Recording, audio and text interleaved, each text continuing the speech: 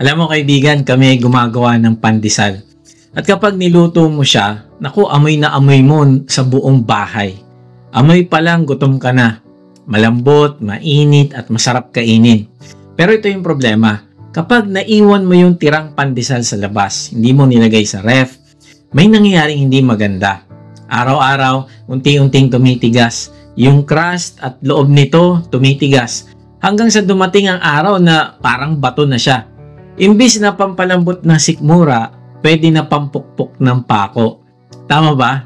At habang iniisip ko yun, na-realize ko, ganun din minsan ang puso natin. Dati malambot, dati mabilis, maramdaman ang presensya ni Lord. Dati madaling maiyak kapag naririnig ang salita ng Diyos. Pero kapag pinabayaan nating malamig ang puso natin sa Kanya, kapag hindi na tayo nagre-respond sa tinig niya, unti-unti rin itong tumitigas. Hindi biglaan, hindi dramatic, pero tuloy-tuloy at bago natin mamalayan, matigas na pala. Kaibigan, ito mismo ang pag-uusapan natin ngayon.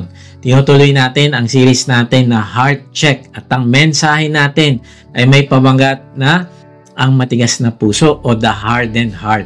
At gusto ko sabihin agad sa iyo na hindi lang ito tungkol sa mga Israelitang matagal nang namatay nung panahon nila o sa mga relihiyosong tao noon. Hindi, ito ay tungkol sa iyo, sa akin at sa ating lahat. Sa mga puso nating madaling mapagod, madaling magtampo, madaling mapalayo sa Diyos kapag hindi natin binantayan. Tandaan mo, ang pagiging matigas ng puso, hindi yan nangyayari overnight. Hindi yan parang switch na isang pindot mo lang, matigas na agad. Hindi, para siyang tinapay sa counter, unti-unti. Kapag paulit-ulit mo tinatanggihan ng paalala ni Lord, kapag lagi mo dinidelay ang pagsunod, kapag sinasarili mo ang mga laban mo sa buhay, imbis na lumapit ka sa Kanya at makipagpalakasan, kasama ang kapatiran, gaya ng isang discipleship group, diyan nagsisimula ang katigasan ng puso. Baka inisip mo ngayon, Kuya Mike, di naman ako ganon. Nagbabasa naman ako ng Bible, nag-church ako, mahal ko si Lord. At totoo yan, pero gusto ko i-remind ka, yung mga Pariseo, kabisado yung first 5 books of the Bible. Yung mga Israelita, nakita si Lord na naghiwalay ng dagat at nagpaulan ng mana. Pero sa kabila ng lahat ng iyon, hindi sila nakapasok sa promised land. Bakit? Kasi tumigas ang puso nila. Kaibigan, kung nararamdaman mong medyo nalalamig ka na, kung worship feels like routine, kung quiet time feels like chore, kung mas madalas mo nang piliin ng convenience kesa conviction, ito na yung oras para magising. Ito ang paalala ng Diyos sa iyo ngayon na huwag mong patigasin ang puso mo. At kung ikaw naman ay nasa magandang spiritual state ngayon, praise God. Pero huwag mo isipin na exempted ka. Kasi kung hindi tayo magbabantay ng tuloy-tuloy, kahit tayo ay pwedeng tamaan ng silent hardening ng puso. Kaya itong mensahe na ito ay pampagising sa natutulog, pampalambot sa naninigas na puso, at panangga sa temptation. Kaya huwag ka aalis. Tapusin mo itong mensahe hanggang dulo at panalangin ko na bumalik ang lambot sa puso mong minsan nag-aalab, na maramdaman mo ulit ang sigla ng relasyon mo kay Lord. At nang maingatan mo din ang puso mo sa gitna ng mga bagay na humihila sa atin para sa pagtigas ng puso. Magandang araw muli mga ka-Wotji. Salamat sa Diyos sa inyong pagsubaybay sa mga mensahe ng ating Diyos dito sa ating vlog na may bagong upload every Monday 6 PM. Sa mga hindi pa nakakilala sa akin, ako po si Kuya Mike. Ang calling po sa akin ng Diyos ay magbahagi ng kanyang salita sa paraang mas madaling maiintindihan ng mga manonood. Salamat sa inyong lahat na nagdesisyon na isuko ang inyong sarili sa Diyos at sumali sa ating online discipleship group. Mag-type lang kayo ng join sa comment section kung hindi ka pa nakakasali. Or check nyo sa description at makikita nyo doon ang registration link para sa ating online discipleship group. Meron nga pala tayong gaganapin na baptism. Kung ikaw ay nagsuko na ng iyong buhay sa Panginoong Jesus, ay inaanyahan ka namin i-declare mo ito publicly at ipahayag na ikaw ay totoong tagasunod na ng Panginoong Jesus. Ang link ng registration ay makikita nyo sa description. Sumali ka din every Monday sa ating D-Group Leaders Training Panahon na para humakbang ka ng pagsunod sa panawagan ng Diyos sa iyo. Mag-register ka lang sa link na naroon sa description. Okay, balik tayo sa topic. Paano nga ba natin maiingatan na hindi tayo magkaroon ng matigas na puso? May 3 point tayong matututunan mula sa aklat ng Hebreo na binasa natin kanina. Una, obey today. Pangalawa, break the cycle of rebellion. At pangatlo, encourage one another daily. Ang kwento na ito ay may kinalaman sa panahon na pinangungunahan ni Moses ang mga Israelita na paulit-ulit na nagre-rebelde sa Diyos. Kahit pa nga nakita nila kung gaano sila kamahal ng Diyos. Niligtas sila mula sa pagkaalipin, gumamit ang Diyos ng kanyang kapangyarihan, nagpadala ng salot sa Ehipto, hinati ang dagat, pinakain sila ng mana at binigyan ng tubig at iba pa, kaya lang paulit-ulit din silang nagre-rebelde sa Diyos. Kaya nagkaroon sila ng pagtigas ng puso. At marahil kaibigan, nararanasan mo rin ito na matapos ipakita ng Diyos kung gaano kanya kamahal at ipinakita niya sa iyo ang kanyang pagmamahal at pagmamalasakit, ay may pagkakataon na nagre-rebelde ka pa din sa kanya o hindi ka sumusunod. So pag-usapan muna natin ang unang punto kung paano mo maiiwasan na ang puso mo ay tumigas. Number 1, obey today. Sabi sa Hebrews 3:7-15, kaya tulad ng sinabi ng Espiritu Santo, kapag ngayon ang tinig ng Diyos ay narinig ninyo, huwag patigasin ang inyong mga puso. Tulad noong maging magsik ang inyong mga ninuno doon sa ilang nang subukin nila ako. Pansinin mo ito kaibigan. Hindi sinabi sa talata na kapag narinig nyo kahapon ang tinig ng Diyos o kapag may time ka bukas. Hindi rin. Hindi rin sinabi na kapag okay na ang schedule mo o kapag feel mo na. Hindi. Sabi ng Espiritu Santo ay ngayon. Hindi mamaya, hindi bukas, kundi ngayon. At hindi lang ito isang beses na binanggit sa buong passage simula verse 7 hanggang 15, kundi 3 beses inulit ang salitang ngayon. Bakit? Kasi gusto ng Diyos na itanim sa puso mo ang mahalagang katotohanan na ito. Kapag narinig mo ang tinig ng Diyos, huwag mo na ipagpaliban ang pagsunod. Obey today. Now, baka tanungin mo, Kuya Mike, bakit ganun ka ka-insistent? Kasi ito yung totoo kaibigan, ang pagsunod sa Diyos ay hindi lang tungkol sa kung ano, kundi ito ay tungkol sa kung kailan. At kapag ang kailan mo ay laging next time na lang, posibleng hindi mo namamalayan. Tumatanda ang katawan mo pero tumitigas naman ang puso mo. Kaibigan, ang Espiritu ng Diyos ay nangungusap hindi lang nung panahon ni Moses, kundi ngayon din. Hindi lang sa mga propeta ng Biblia, kundi sa iyo at sa akin din, sa sandali na ito.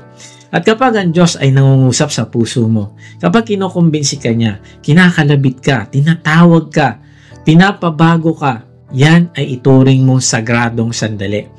Yan ang tinatawag niyang ngayon. Pero ito yung problema, maraming Kristiyano ang may later mindset. Narinig nila ang tinig ng Diyos. Alam na nila ang kailangan nilang gawin. Pero anong sagot? Lord, bukas na. Lord, ayusin ko muna ang schedule ko. Lord, kapag stable na ako sa trabaho, tsaka na ako maglilingkod. Kapag wala na akong utang, tsaka ako magbibigay. Alam mo kung ano mangyayari habang inaantala natin ang pagsunod? Hindi lang nawawala ang tamang timing, kundi unti-unti ring tumitigas ang puso. Hindi mo man agad maramdaman, pero dahan-dahan nawawala ang sensitivity mo sa boses ng Diyos. Yung dati mong iniiyakan, kinakaligtaan mo na lang. Yung dating mahalaga sa'yo, wala ka ng gana. Yung dating tinatawag kang sumunod, ngayon wala ka ng urgency. Parang di ka na nagmamadali, relax lang. Bakit? Kasi hindi mo inalagaan ang ngayon. Maaaring hindi mo pinahalagahan ang pagsunod ng ngayon na. Kapatid, napakahalaga ng ngayon. Bawat later na sinasabi mo kay Lord ay pwedeng maging isang hollow blocks na dinadagdag mo sa pader sa pagitan mo at ng Diyos. Hanggang sa dumating ang araw na hindi mo na siya maririnig. Hindi dahil hindi siya nagsasalita, kundi dahil napatigas mo na ang puso mo sa Kanya. Kaya kaibigan, habang naririnig mo ito ngayon, habang may panibagong hininga ka pa, habang umaabot pa ang grace ng Diyos sa iyo, sundin mo na siya ngayon. Obey today. Hindi bukas, hindi kapag handa ka na, kundi ngayon na. Bakit? Kasi sa totoo lang, hindi mo alam kung ilang ngayon pa ang ibibigay sa iyo ng Diyos. Lord, saka na lang ako maglilid ng Bible study sa aking asawa at anak. Next year na lang. O pag-retire na ako. Kaibigan, hindi mo alam kung bukas buhay ka pa. Mamuhay ka sa ngayon as if ito na ang iyong huling araw. I-prioritize mo ang mga bagay na may eternal value ngayon. Kasi baka bukas hindi mo na itong magawa. Tanungin mo ang sarili, ano ba ang pinapagawa ng Diyos sa akin na paulit-ulit kong pinagpapaliban? Sino ba ang kailangan kong patawarin? Pero lagi kong sinasabi, hindi pa ako ready. Anong habit ba ang gustong putulin ng Panginoon sa buhay mo? Pero sinasabi mo, Lord, saka na. Pinagpe-pray ko naman ito sa iyo. Kaibigan, huwag mo hintayin na tumigas ang iyong puso. Huwag mo nang hayaang mawala ang sensitivity mo sa tinig ng Diyos. Dahil minsan, ang hindi mo pagsunod ngayon ay maglalayo sa iyo sa presensya ng Diyos bukas. Naranasan mo na bang magka-smoke alarm sa bahay? Alam niyo, natatrabaho ako noon sa loob ng Subic Naval Base. And lahat ng barracks doon, lahat yon may smoke alarm. Alam mo, yung unang beep pa lang niya, yung titit, gaganon yan eh. Pagka merong smoke, mapapalingon ka agad. Siyempre, alert na alert ka kasi baka may nagkakasunog na eh. Pero kapag ini-ignore mo nang ini-ignore, may nangyayaring kakaiba. Yung sound na dati mong kinakagulat, unti-unti mo nang hindi naririnig. Parang wala na lang. Hanggang sa kaya mo na lang na matulog kahit tuloy-tuloy na yung alarm. Na-experience yun na ba yan? Ganyan din ang nangyayari sa spiritual life natin. Kapag paulit-ulit mong tinatanggihan ang tinig ng Diyos, unti-unti ring namamanhid ang puso mo. Hindi dahil hindi na nagsasalita si Lord, kundi dahil tinuturuan mo na ang sarili mong baliwalain siya. At kapag nasanay ka na sa snooze button, no, parang sa alarm natin, tititit, and then sabi mo, snooze muna. 10 minutes pa, mamaya na ako gigising. And then, mamaya tutunog na naman, and then sasabihin mo na naman, teka, snooze ulit, 10 minutes ulit. Hanggang sa hindi mo namamalayan, tunog ng tunog yun, pero ikaw tulog na tulog pa rin, nasanay ka na. Kaibigan, delikado yan. Kasi baka dumating ang araw na kahit malakas na ang tinig ng Diyos, hindi mo na maramdaman. And minsan sinasabi mo, Lord, bakit parang alayo mo? Pray ako ng pray, parang hindi mo naririnig. Kasi maaaring may sinasabi ang Diyos sa'yo, pero ini-ignore mo at hindi mo na marinig. Bakit? Dahil tumigas na yung puso mo. Kaya nga, kung gusto mo manatiling malambot ang puso mo, ito yung susi. Makinig ka habang ngayon pa. Huwag mo na antayin yung perfect timing. Minsan, pag kami sinabi si Lord, Lord, kailangan ganito muna ang sitwasyon namin. Kailangan sobrang ideal. Lahat perfect. Kaibigan, hindi darating yung perfect timing na yan na ine-expect mo. Kaya wag mo i-delay. Kasi kung kailan ka sumusunod sa Diyos, tsaka maayos ang lahat. Kapag naramdaman mo ang conviction sa'yo ng Holy Spirit, kumilos ka agad. Kapag may panawagan ang Diyos sa'yo, tugunan mo agad. Dahil ang delayed obedience ay hindi lang late obedience, kundi ito ay disobedience. At may isang tao sa Biblia na grabe kung sumunod. Alam mo kung sino? Si Abraham. Isa siya sa pinakamalino na larawan ng obedience na walang delay. Pakinggan mo ito. Sa Genesis 22:1-2. Sabi doon, pagkalipas ng ilang panahon, sinubok ng Diyos si Abraham. Tinawag siya ng Diyos, Abraham, narito po ako. Tugon naman niya. Sinabi sa kanya, isama mo ang kaisa-isa at pinakamahal mong anak na si Isaac at magpunta kayo sa lupain ng Moriah. Umakyat kayo sa bundok na ituturo ko sa iyo at ihandog mo siya sa akin. Grabe, no? Yung kaisa-isang anak at pinakamamahal ni Abraham na si Isaac na inantay niya ng napakatagal, 25 years bago binigay ni Lord sa kanya. Ay ngayon, ito yung utos ng Diyos. Ihandog mo siya sa akin. Alam mo, pag iniisip ito ni Abraham, sasabihin niya, pambihira naman, illogical naman ang utos na ito ng Diyos, walang sense. Kaibigan, meron bang pinapagawa sa'yo na parang walang sense? Ano ba yan? Nagpe-pray naman ako. Bakit pa ako magbabasa ng Bible at magjo-journal pa at gagawa ng application? Ang dami kong trabaho. Parang walang sense. Bakit kailangan ko patawarin yung taong nanakit sa akin? Ni sorry nga, wala eh. Parang walang sense. Lord, gusto mo i-give up ko yung relationship ko, pero siya lang yung nagpapasaya sa akin ngayon. Parang walang sense. Lord, magta-tithes pa ako, kulang nga yung budget ko. Para panggastos lang namin to eh. Parang walang sense. Lord, magpaparaya ako at wag lumaban at wag gumanti, pero ako na nga yung inapakan eh. Parang walang sense. Magsosorry ako kahit alam kong siya ang may mali. Lord, paano naman yung prinsipyo ko? Lord, maghihintay pa rin ako. Ilang taon na ako naghihintay. Wala pa rin sagot. Parang walang sense. Lord, babalik ako sa ministry. Napagod na nga ako at iniwan nila ako dati. Ipapakita ko yung kabutihan sa tao nagchismis tungkol sa akin. Sinira niya yung reputasyon ko. Lord, seryoso ka ba? I-give up ko yung kasalanan na ito kahit parang okay naman yung buhay ko ngayon. Saka isa pa, wala namang masama sa ginagawa ko. Lahat naman, ginagawa ito. Parang walang sense. Pero kaibigan, meron. Kaibigan, kahit parang walang sense, minsan, ang utos ng Diyos parang hindi practical, hindi convenient, hindi tugma sa expectations mo. Pero kaibigan, tandaan mo ito. Hindi lagi kailangan na maintindihan mo si Lord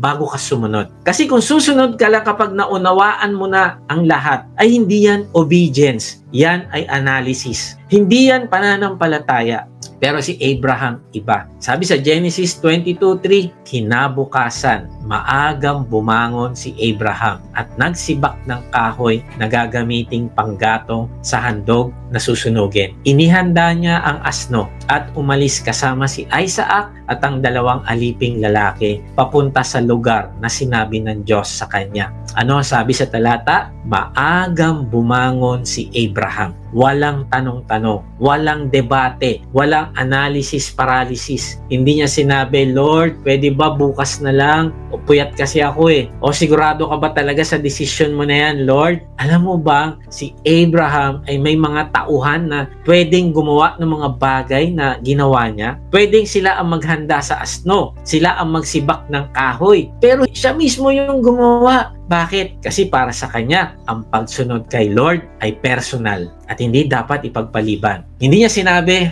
Lord, parang di pa ako marunong mag-share ng gospel. Iba na lang. Sa iba mo na lang i-delegate ito. O bibigay ko na lang dito sa mga kasama ko. Kasi sila, mas marunong sila. Ako hindi. Kaibigan, ituring mo ang lahat ng sinasabi sa iyo ng Diyos personal. Kasi kung ang palaging nasa isip mo, lahat ng binabasa ko, lahat ng sinasabi sa akin ay para sa ibang tao, kaibigan, titigas ang puso mo. Hindi ito simpleng utos yung binigay kay Abraham. Alam mo ba yon? Pinapapunta siya ng Diyos para ialay ang sarili niyang anak. Pero anong tugon niya? Sumunod agad. Walang reklamo, walang delay, walang excuses. Maagang bumangon si Abraham dahil sa puso niya kapag ang Diyos ay nagsalita. Ngayon din ang araw ng pagsunod. Sabi ni Adrian Rogers, delayed obedience is disobedience. At alam mo, tama siya. Kapag nangungusap ang Diyos sa puso mo, hindi yan simula ng negosasyon ng terms and condition. Lord, pag sinunod ko ito, anong gagawin mo para sa akin? Ano muna yung terms and condition natin? No.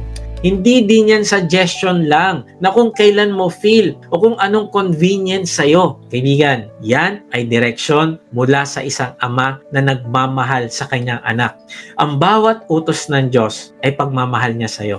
Hindi ka uutusan ng Diyos sa isang bagay na ikakapahamak mo. Kaya nga dapat gawin natin agad. Kasi kung hindi mo yun gagawin, alam ng Diyos mapapahamak ka. Kaya kanya inuutusan para hindi tumigas ang puso mo. Kaya kanya inuutusan, maaring nakikita niya sa future, maliligaw ka at mapapahamak ka. Kaya nagbibigay siya ng direction sa iyo. At titignan mo yung lahat ng inuutos sa iyo ng Diyos mula sa karakter ng Diyos. Siya ay mabuti, siya ay banal, at mahal na mahal ka niya. Kaya kung susunod ka sa Kanya, sumunod ka ngayon din. Kapag dinelay mo, ito ay disobedience. So ang tanong, paano mo ito i-apply ngayon pa lang? Kapag naramdaman mo nagsasalita ang Diyos sa puso mo, huwag mo nang i-overthink. Baka ganito sabihin nila, baka ganito ang mangyari sa akin pag sumunod ako. Kaibigan, huwag ka mag-overthink. Huwag ka nang gumawa ng 5-year plan. Huwag mo nang hintayin ang perfect timing, kundi gumawa ka ng unang hakbang ngayong araw na ito. Kung sinabi ng Diyos na magpatawad ka, ito na yung tamang oras para i-text o tawagan yung taong iyon ngayon.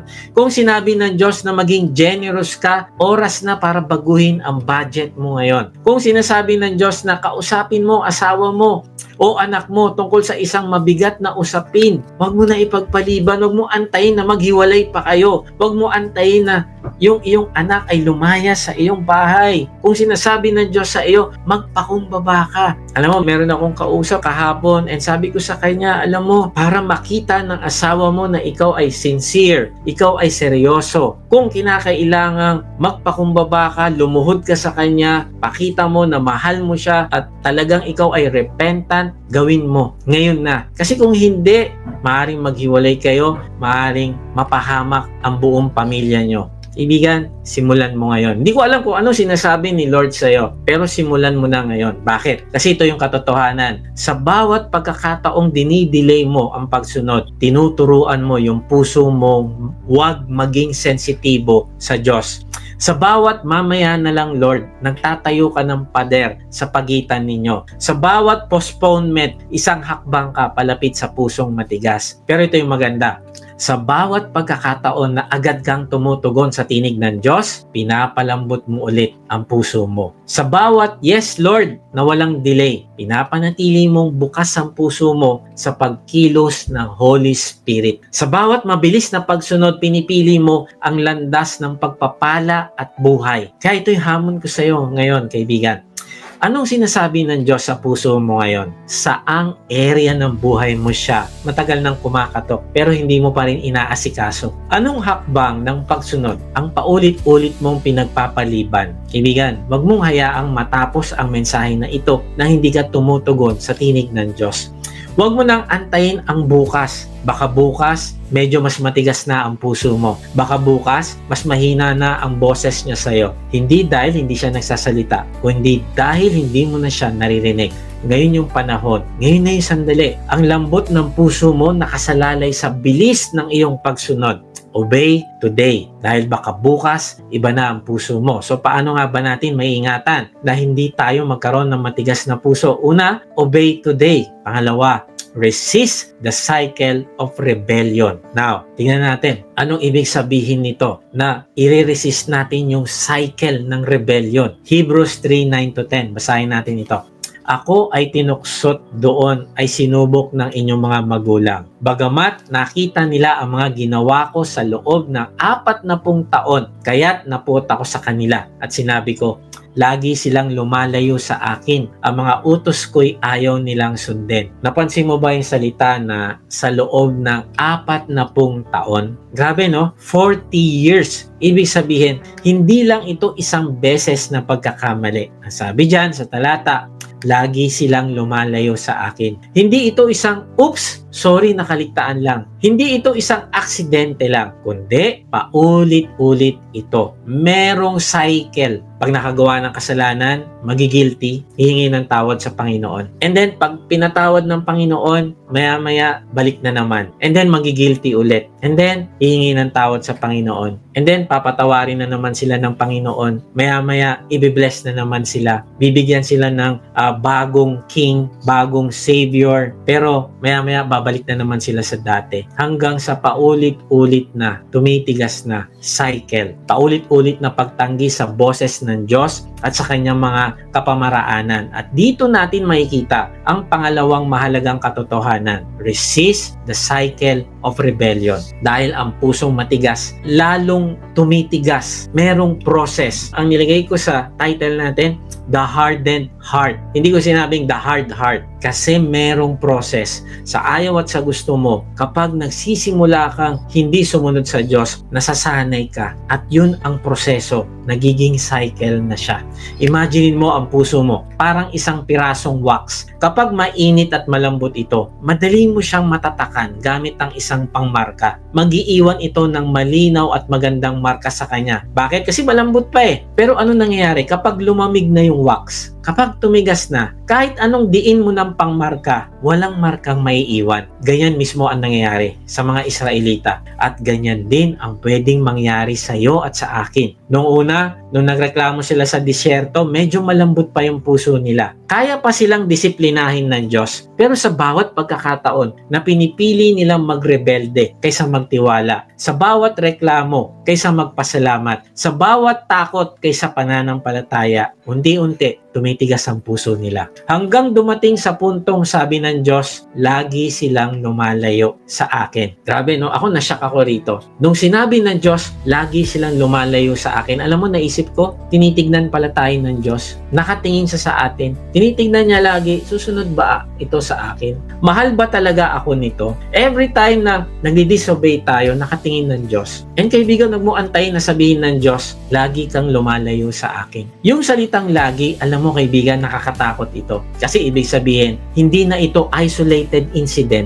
kundi naging default setting na nila ang lumayo sa Diyos. Naging normal na ang hindi pagsunod. Hindi na big deal sa kanila ang hindi pagsunod. Alam mo, ito'y nakakatakot. Kapag hindi na naging big deal sa'yo yung kasalanan, ibig sabihin, matigas na ang puso mo. Alam niyo, isang araw, sinasabi ko sa aking mga anak nung kami ay nagde-devotion. Sabi ko kay Lord, yung puso ko, yung aking ginagawa, nagsisimula tumigas. Kasi sinasayang ko yung oras ko. May pinapanood ako sa social media, no, yung mga short, and sabi ko, Lord, nasasayang po yung oras ko dito. Minsan 30 minutes, scroll ako ng scroll. And then sabi ko, sa halip na mag-isip ako ng plano, paano ko i-disciple yung aking mga anak, mag-isip ako ng plano, paano ko gagawin o ano pa yung pwede nating i-improve sa ating online ministry, mag-isip ako ng plano, ano pa yung mga gustong ipagawa sa akin ng Diyos, ipag-pray ko yung mga taong nangangailangan ng guidance ni Lord at pagpapalago sa ministry niya. Sinasayang ko lang yung oras ko sa panonood, pag-scroll. At alam mo, kapag hindi ka naging sensitive sa ginagawa mo, baka tumitigas na ang puso mo. At kung minsan parang sinasabi mo, okay lang naman to, itong ginagawa ko na to. Hindi ko sinasabi na masama maggamit ng social media. Pero tignan mo, saan ba nauubos ang oras mo? At kung yan ang nagiging dahilan para hindi mo maggamit ang oras mo para sumunod sa Diyos sa pinapagawa niya, kaibigan, baka tumitigas na ang puso mo. Ang dating paminsan-minsang pagsuway ay naging natural na reaction na. And minsan, hindi mo na nahalata. Madalas ka na mag-excuse. Hindi mo na nahalata na yung excuse na yun nagiging lifestyle of lies sa buhay mo. Naging parang automatic response na nila ang magrebelde. At ganun din tayo kapag hindi tayo naging maingat. Kaibigan, alalahanin mo ito, na ang disobedience ay rebellion. Nagre-rebelde ka sa authority every time na ayaw mong sumunod. Yun yung ibig sabihin ng disobedience. Ang authority natin ay ang Diyos. Kaya every time na meron siyang sinabi sa atin at hindi tayo sumusunod, ang tawag doon, rebellion. Parang sa atin din ngayon. Kung paulit-ulit nating pinipili ang kasalanan, paulit-ulit nating pinipili ang convenience kaysa obedience, paulit-ulit nating pinipili ang pride kaysa humility, unti-unti napoprogram ang sarili nating puso para lumayo sa Diyos. At habang tumatagal, magiging lifestyle na ito at hindi natin mamamalayan na tumigas na ang puso natin. Kaibigan,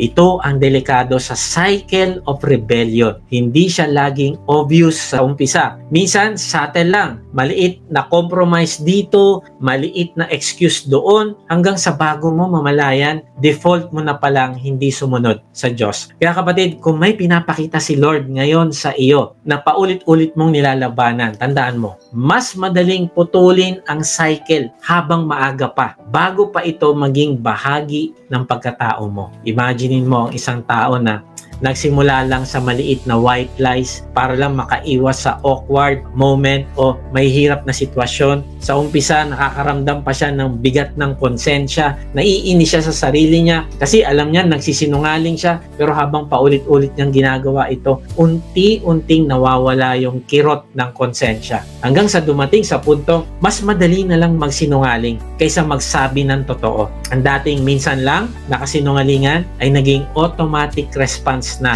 sa tuwing may mahirap na tanong o sitwasyon. Ito yung masakit. Dumating na siya sa punto na kaya na niya magpanggap at mandaya ng walang kahit anong guilt sa puso niya.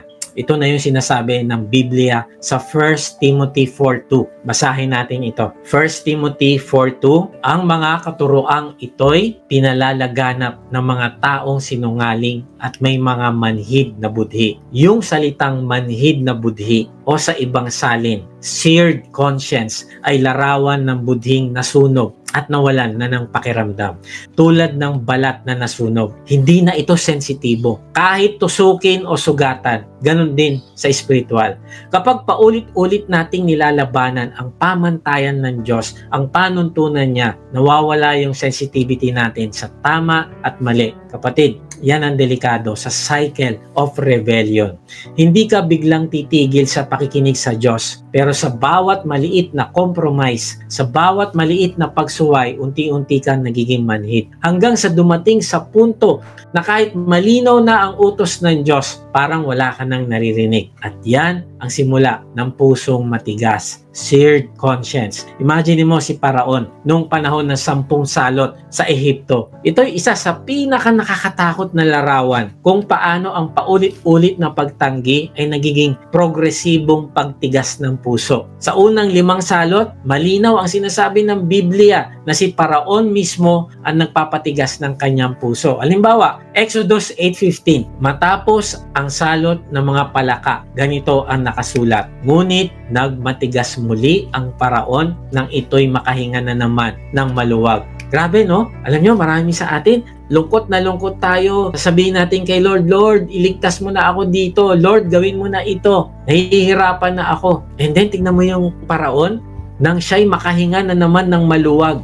At tulad ng sinabi ni Yahweh, hindi pa rin siya nakinig kina Moses at Aaron. Sabi, no? Tignan natin yung sarili natin. Minsan pag nakakaramdam na tayo ng kaluwagan, balik na naman tayo sa dati. And then tignan natin yung sa salot ng mga kuto, Exodus 8:19, dahil dito'y sinabi ng mga salamangkero sa Paraon, Diyos na ang may gawa nito. Ngunit, hindi rin natinag ang kalooban ng Faraon. Hindi rin siya nakinig kina Moses at Aaron tulad ng sinabi ni Yahweh. At sa salot ng langaw, Exodus 8:32, ngunit nagmatigas pa rin ang Paraon. Hindi niya pinayagang umalis ang mga Israelita. Grabe, no? Paulit-ulit siya mismo ang pumipili na patigasin ang puso niya. Siya ang nagdedesisyon na hindi sumunod. Kaibigan, ang pagtigas ng puso ay choice. Hindi patitigasin ng Diyos ang puso mo, kundi ito ay choice natin na ginagawa every time na hindi tayo sumusunod. Kahit malinaw na pinapakita ng Diyos sa Paraon yung kanyang kapangyarihan, pinatigas pa rin niya yung kanyang puso. Pero tignan nyo ito, pansinin mo kung ano nangyari. Pagdating sa ika-6 na salot, biglang nagbago yung mababasa natin sa Bible. Exodus 9:12, samantala ang Paraon ay pinagmatigas pa rin. Sino nagmatigas? Pinagmatigas pa rin ni Yahweh. Hindi nito pinansin ang mga Israelita tulad ng sinabi ni Yahweh kay Moises. Maring sinasabi mo, ano ba yan? Nakakatakot naman pala ang Diyos. Papatigasin pala yung puso ko. Papasamain pala ako ng Diyos. Alam mo kaibigan, nakakatindig balahibo ito. Bakit? Kasi mula sa puntong ito, hindi na lang si Paraon ang nagpapatigas ng puso niya, kundi pinatigas na rin siya ng Diyos. Pero importante ito, maintindihan natin. Hindi ito ibig sabihin na gusto ng Diyos na maging masamang tao si Paraon. Ulitin ko, hindi ito ibig sabihin na gusto ng Diyos na maging masamang tao si Paraon o gumawa siya ng masama. No, hindi ganon. Hindi lumikha ang Diyos ng bagong kasamaan sa puso niya. Ang totoo, masama na si Paraon mula pa sa simula. Pero sa paulit-ulit niyang pagtanggi at pagre-rebelde, dumating sa puntong binitawan na siya ng Diyos at hinayaan na lang siyang sundin ang sarili niyang masasamang hangarin. Parang sinasabi sa Romans 1:28, at yamang hindi nila tinuturing na mahalaga ang pagkilala sa Diyos, hinayaan na sila ng Diyos sa kanilang masasamang isipan upang gawin ang mga bagay na hindi nararapat. Ewan ko sa inyo, no, kaibigan, pero ako, ayokong hayaan ng Diyos na tumigas ang puso ko. Ayokong hayaan ng Diyos na pabayaan niya ako sa ginagawa kong masama. Kaibigan, mahal ka ng Diyos. Ayaw niyang hayaan ka niya na gawin mo kung anong gusto mo. Kaya nga merong discipline dahil mahal ka niya. Pero darating din yung time, ahayaan ka ng Diyos kung ayaw mo makinig sa Kanya. Ito yung nakakatakot na katotohanan. Kung patuloy ka magre-rebelde sa Diyos, darating ang panahon, hahayaan ka niyang gawin na lang ang gusto mo. Kapag paulit-ulit mo tinatanggihan ng tinig ng Diyos, hindi ka lang nananatili sa parehong level ng spirituality, kundi mas sumasama ka pa kaysa dati. Huwag mo isipin na, isa lang naman to Lord, pagbigyan mo na. And then, gagawin mo yan ulit, kaibigan. Bawat pagsuway ay nagiging mas madali kaysa dati. Dati, hirap na hirap ka, isang kasalanan lang. Pero kapag ginawa mo na yan, madali pala. Gawin ko ulit. At darating sa puntong, tulad ni Paraon, ang dati mong choice, magiging destiny mo. Bakit? Kasi yung mga choices mo, nagiging character mo, nagiging habit, at nagiging destiny mo. Hindi ka na lang basta pumipili ng mali. Ang mali na ang automatic sa'yo. At yan ang cycle of rebellion na kailangan mong putulin ngayon pala. Kaibigan, minsan hindi mo na napapansin pero unti-unti ka nang nasasanay sa cycle of rebellion. Mas marami ka ng oras sa social media kaysa sa presence ng Diyos. Isang oras sa social feed, 5 minuto lang sa panalangin. Alam mo may mali sa business practice mo pero iniisip mo lahat naman gumagawa nito.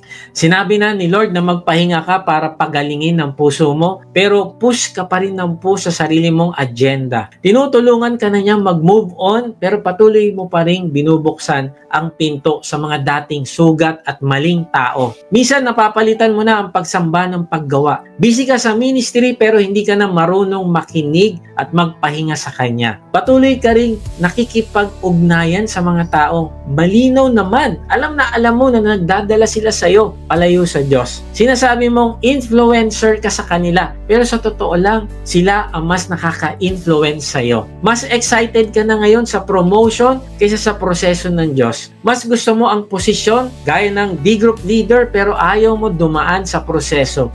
At kapag hindi mo nakuha ang gusto mo, nagtatanim ka ng tampo sa Diyos. Binibigyan ka niya ng pagkakataong magsabi ng totoo pero mas pinipili mo magtago para hindi masira ang image mo. Kapag may correction mula sa leader o kapwa Kristyano, inuuna mo mag-defend kaysa makinig at umamin at mag-improve. Kaibigan, kapag ginagamit ng Diyos ang kapatiran mo para may sabihin siya sa iyo at hindi ka nakikinig at sinasabi mo, ano ka ba? Judgmental ka naman eh. Bakit ganyan ka? Sa halip na isipin mo, Lord, salamat, pinadala mo yung taong ito para ipahayag sa akin yung aking kamalian. Kapag ganun yung attitude mo, palagi mong tinatanggihan yung correction sa'yo, kaibigan, titigas yung puso mo. At minsan, napapalitan mo na ang personal na relasyon sa Diyos ng second-hand spirituality. Ano ibig sabihin ng second-hand spirituality?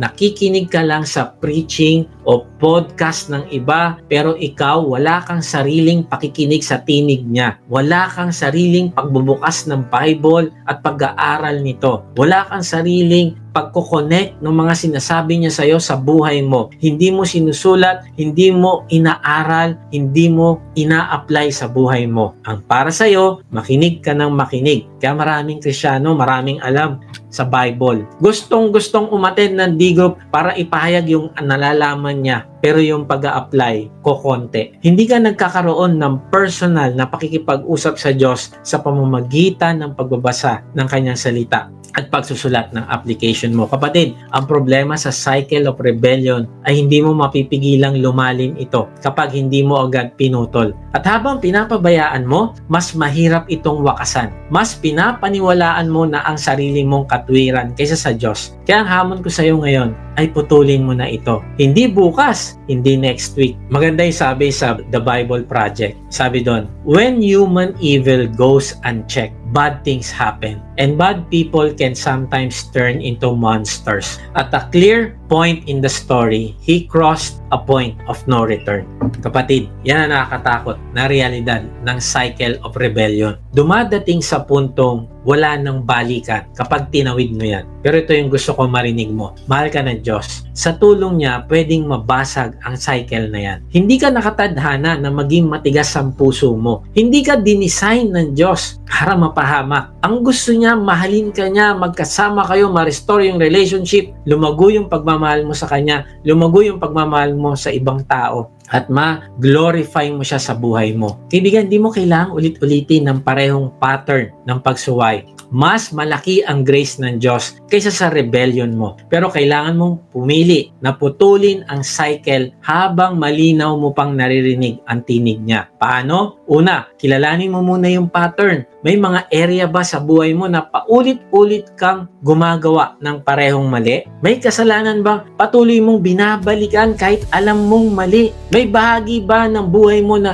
paulit-ulit kang kinukumbinsin ng Diyos pero lagi mo siyang nire-reject. Minsan gagamitin ng Diyos yung asawa mo. Minsan sasabihin sa'yo ng asawa mo, parang hindi mo na ako nire-respect. And then, maririnig mo na naman ito sa susunod na buwan. Sasabihin na naman sa'yo ng asawa mo, nasaktan ako sa sinabi mo. And then, mangyayari na naman ito sa susunod na ilang araw. Kaibigan, yan yung sinasabi na i-break mo yung cycle. Baka nagiging cycle na. Nagiging normal na sa'yo. Pakinggan mo yung sinasabi sa'yo ng iyong asawa, ng iyong anak, o mga katrabaho mo, o ng boss mo, dahil yun yung paraan ng Diyos sa'yo. Minsan, para kakausapin. Kapatid, yan ang cycle of rebellion. At kailangan mo itong makita bago pa ito maging settled habit of mind na mahirap nang baguhin. Pangalawa, magsisi ka agad ng buong puso kapag kinokorek ka ng Diyos. Hindi yung partial. Hindi yung pag ready na ako, babalik ako sa Diyos. No, hindi ganon. Ito ay agad-agad at buong puso. Huwag mong gayahin si Saul na pinag-usapan natin last week na puro palusot. Huwag mo tularan si Adan na nanisip pa ng iba. Kundi angkinin mo ang kasalanan mo, aminin mo sa Diyos at talikuran mo. Pangatlo, maglagay ka ng practical safeguards para mabasag yung pattern. Kung paulit-ulit kang nahuhulog sa parehong kasalanan, kailangan mo ng accountability. Kung lagi kang napapadpad sa maling desisyon, baguhin mo ang environment mo.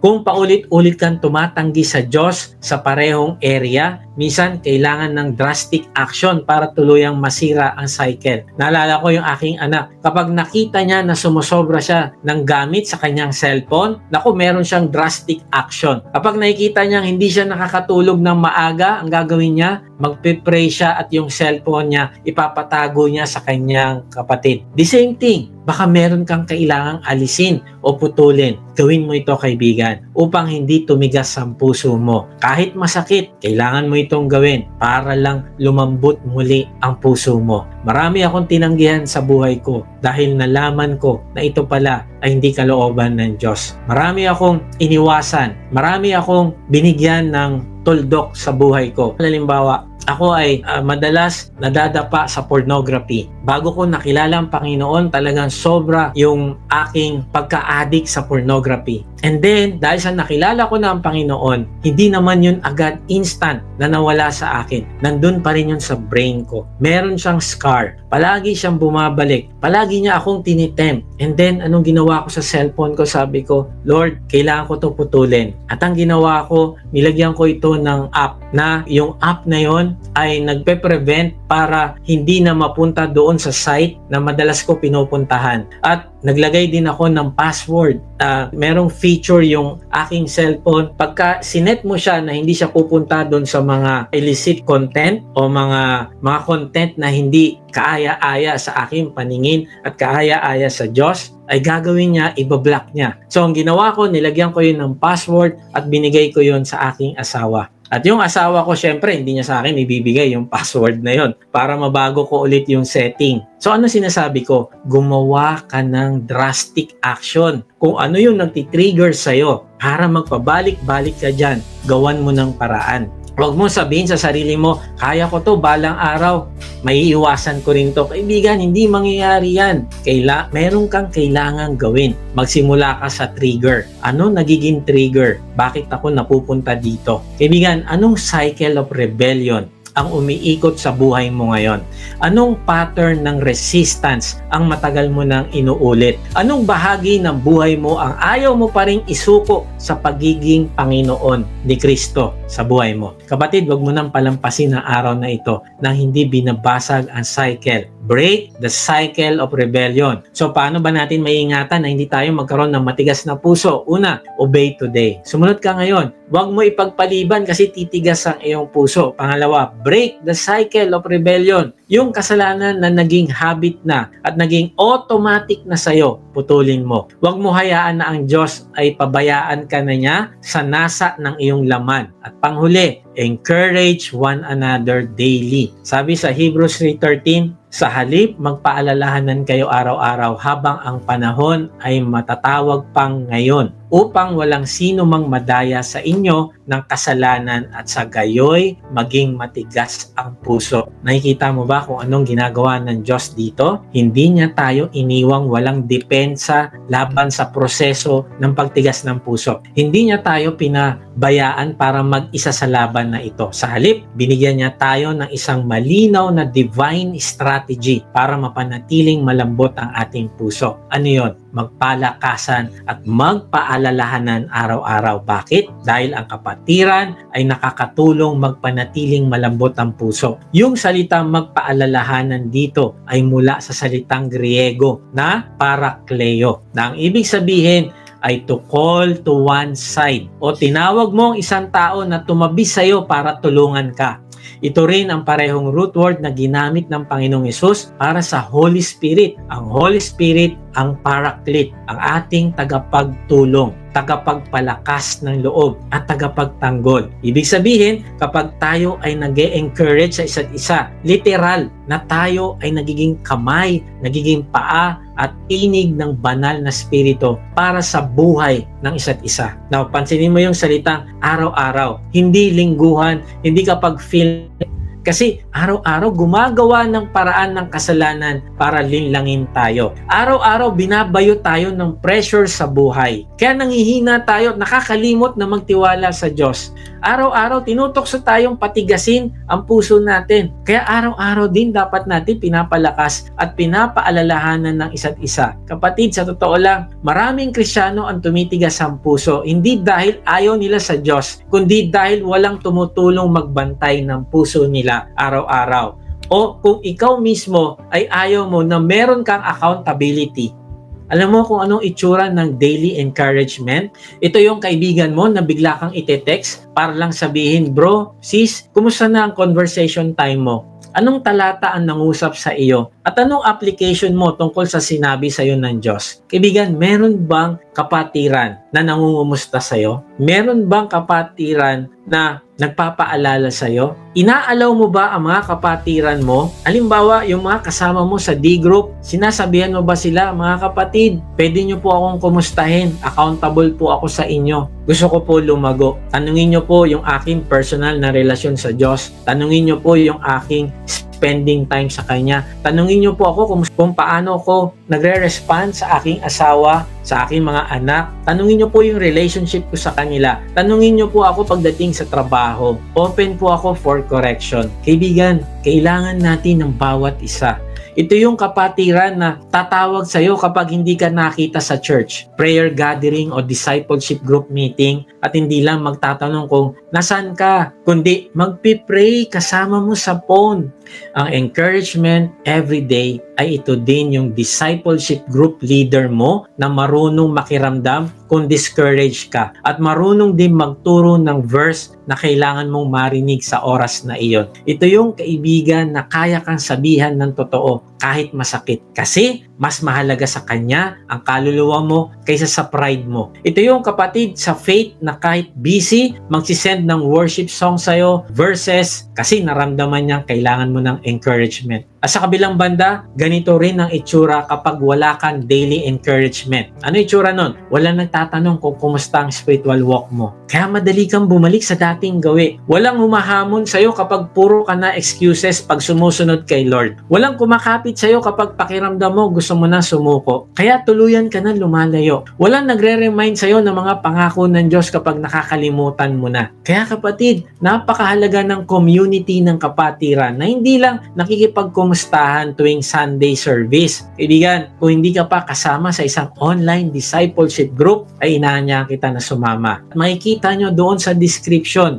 meron doong link ng registration form. I-check nyo doon. O kung hindi man, mag-type kayo ng join sa comment section. Kaibigan, kailangan natin ng mga tao sa buhay natin na araw-araw tayong tinutulungan manatiling malambot ang puso. Paano? Sa pamamagitan ng prayer, sa pamamagitan ng paalala, sa pamamagitan ng pag-akay pabalik kay Lord kapag tayo ay naliligaw. Kasi tandaan mo, ang kasalanan, araw-araw kang tinutokso. Ang tanong, meron ka bang kasama sa laban na ito araw-araw? Hindi idinisenyo ng Diyos na mabuhay tayo bilang Kristiyano na mag-isa.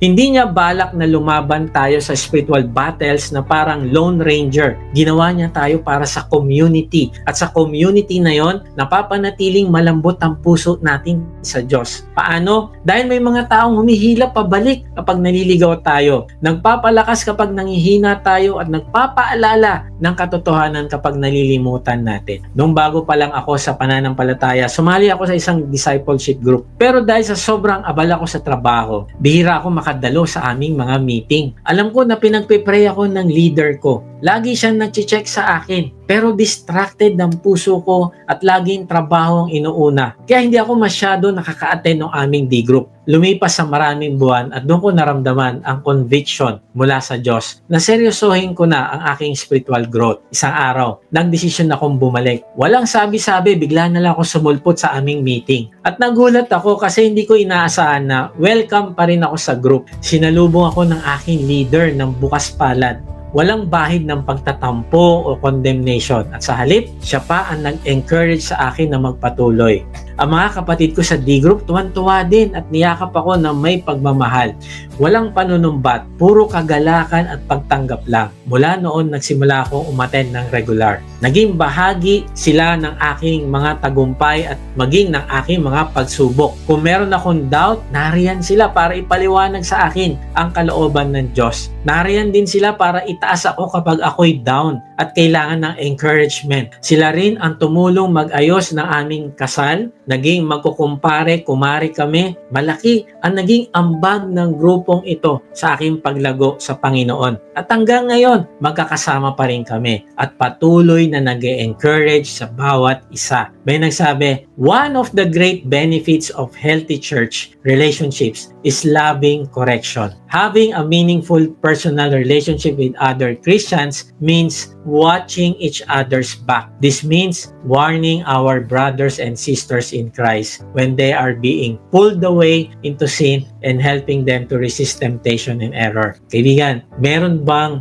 tumitingin ng likod mo na kasama mo sa D-group? Ang ibig sabihin, kapag malalim ang relasyon mo sa kapwa mananampalataya, may mga tao kang magmamahal sa iyo ng sapat para hindi lang purihin ka kapag tama ka, kundi paalalahanan ka rin kapag napapadpad ka na sa maling direksyon. Ito ang watching each other's back. Ginagawa natin ito hindi para husgahan ng isang tao, kundi para tulungan kang manatili sa daan ng Panginoon.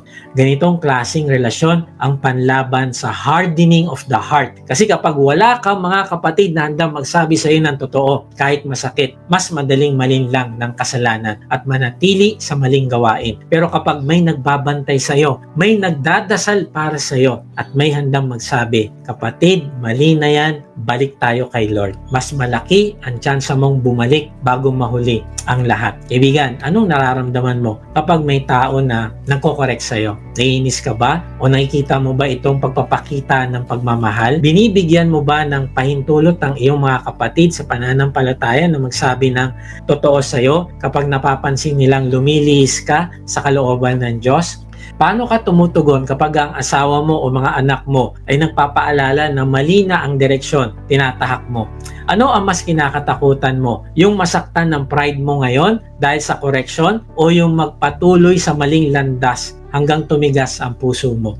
Kaibigan, hayaan natin ang pagpapatibay ng ating mga kapatid sa atin. At tayo din ay maging instrumento ng pagpapalakas ng iba. So paano natin isasabuhay ang katotohanan ito? Una, tigilan mo na mabuhay bilang Kristiyano na mag-isa. Kung wala kang tunay na koneksyon sa kapwa, mananampalataya, nanganganib na tumigas ang puso mo. Kailangan mo ng relasyon kung saan pwedeng magsabi ng totoo sa iyo ang iba. Kung saan pwede kang maging tapat sa iyong mga struggle. Pangalawa, maging encourager ka rin. Tumingin ka sa paligid mo. Sino ang nangangailangan ngayon ng panalangin, pagdamay at pagtulong? Sino ang dumaraan sa matinding pagsubok at nangangailangan ng kasama sa laban? Sino ang spiritually dry at kailangan maipaalala kung gaano siya kamahal ng Diyos? Tandaan mo, Inilagay ka ng Diyos sa buhay ng iba, hindi lang para tumanggap ng encouragement, kundi para magbigay din nito sa kanila. Pangatlo, maging intentional sa araw-araw na pag-i-encourage. Hindi ito kusang mangyayari. Kailangan gawin mo itong prioridad. Magpadala ka ng mensahe nagbibigay ng pag-asa, basahin mo yung conversation time ng iyong mga kapatid. Huwag mo lang basta i-heart, kundi unawain mo ito at palakasin sila sa kanilang mga application. Tawagan mo ang kapatid na matagal mo nang hindi nakakausap. Magkape kayo ng kaibigan mo na tila nawawalan ng gana sa pananampalataya. Magsalita ng mga salitang nagbibigay buhay at katotohanan. Naalala ko,